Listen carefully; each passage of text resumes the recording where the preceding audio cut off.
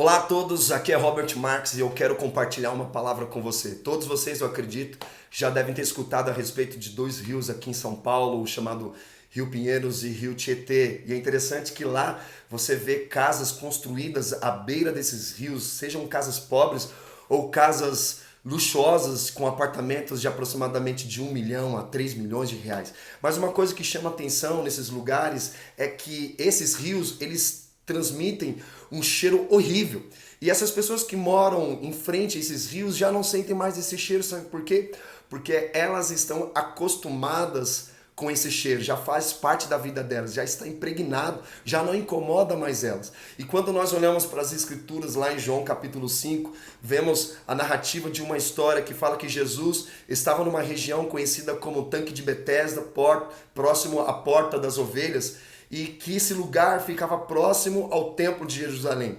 E os mancos, coxos, paralíticos, todas as pessoas que tinham algum tipo de enfermidade, elas não podiam entrar no templo, porque nas escrituras, no Antigo Testamento, diz que essas pessoas não podiam entrar no templo para adorar ao Senhor. Então restava para elas o tanque de Betesda. Betesda significa Casa da Misericórdia.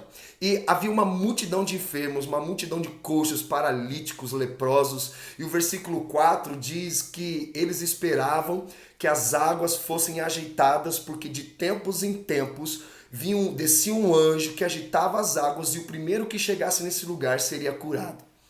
Olha que interessante. Aí Jesus viu que havia um homem há mais de 38 anos que vivia numa condição deitado no chão, paralítico. E Jesus pergunta para ele: você quer ser curado?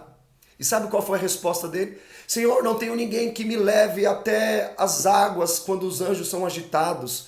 E quando tento entrar, outro enfermo chega antes de mim. Ou seja, Jesus fez uma pergunta: você quer ser curado? E sabe qual foi a resposta dele? Algo como, por exemplo, pensando bem, não. Eu estou bem assim, estou acostumado a viver nessas condições. Afinal, sempre tem alguém fazendo algo por mim. Sempre tem alguém me pegando pelo colo, me levando até aquelas águas. E ele responde o seguinte: 3 coisas que nós percebemos da calamidade humana da qual nós vivemos em nossa sociedade, que é com relacionamentos líquidos e descartáveis. Primeiro, ele diz assim: Senhor, não tem ninguém que me pegue e me leve até aquelas águas. Primeiro ponto aqui que nós aprendemos é o seguinte: o sentimento de abandono, de exclusão. Olha só, presta atenção.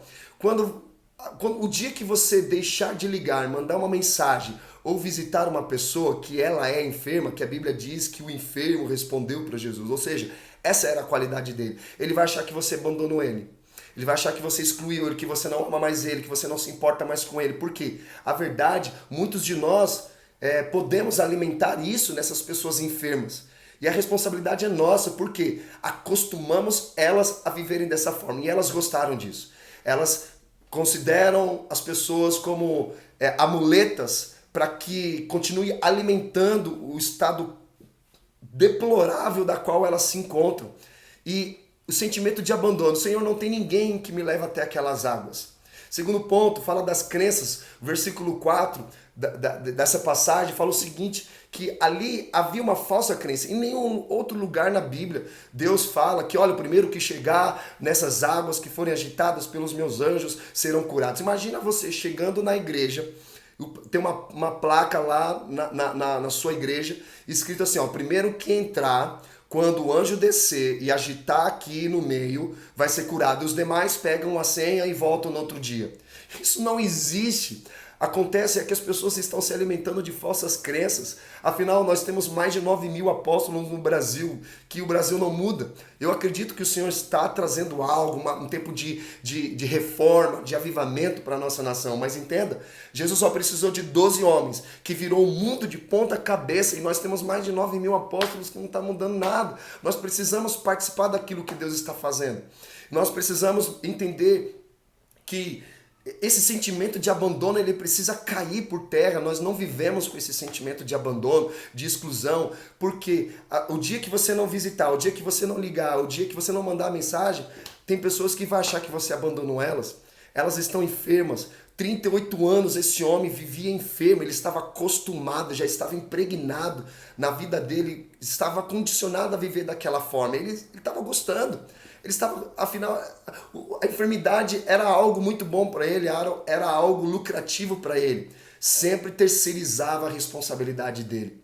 Havia uma falsa crença. Primeiro ponto que nós aprendemos é que nós precisamos parar de se vitimizar. Precisamos parar com esse sentimento de abandono, sentimento de exclusão, sempre porque sempre tem alguém fazendo algo por você. Vamos parar com isso. E segundo ponto, vamos parar de nos alimentar de falsas crenças. As igrejas hoje estão cheias de pessoas com falsas crenças e não com fé. Não queremos encher a igreja de pessoas com falsas crenças, mas nós queremos encher as igrejas cheias do Espírito Santo. É isso que nós precisamos, de pessoas cheias do Espírito Santo. E terceiro ponto aqui é que esse enfermo, ele colocava a culpa em alguém.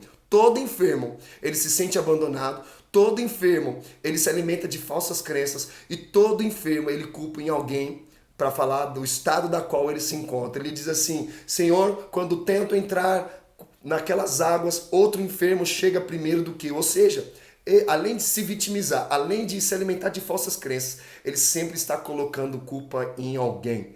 Isso demonstra a nossa calamidade humana e nós precisamos parar com esse tipo de comportamento. Entenda que você precisa de cura. Jesus apenas faz uma pergunta: você quer ser curado? E ele dá outra resposta de vitimismo, se fazendo de coitado. E olha só no versículo 9, é interessante nós olharmos. O melhor, versículo 8, Jesus não pegou ele no colo, não fez ele de coitado, e muito menos Jesus levou ele até aquelas falsas crenças, e muito menos Jesus ficou passando a mão na cabeça dele para ele continuar vivendo ainda daquela forma. Olha só o que o versículo 8 diz: levante-se, pegue o seu leito e ande. Levante-se, pegue o seu leito e ande. Versículo 9. Imediatamente o homem se viu curado e, pegando o leito, começou a andar. Ou seja, Jesus, ele vai nos provocar atitudes de fé. Jesus vai nos provocar tirarmos o nosso pé de dentro do barco para andar sobre as águas, porque o sobrenatural só acontece a partir do momento quando você tirar o seu pé de dentro do barco e começar a andar no sobrenatural. Fé, para mim, é quando você tira o pé para fora do barco, crendo que Deus colocará o chão para você pisar. Sabe de uma coisa? Entenda que Jesus, ele não vai ficar alimentando falsas esperanças. Jesus não vai ficar passando a mão na nossa cabeça. Jesus, ele não quer que você terceirize a sua responsabilidade, que você continue vivendo condicionado nessa situação da qual você se encontra. Então Jesus, ele está dizendo para você: levante-se, pegue o seu leito e ande, e imediatamente eu acredito que você será curado. Essa é uma palavra para você, uma palavra de despertamento. Deus abençoe.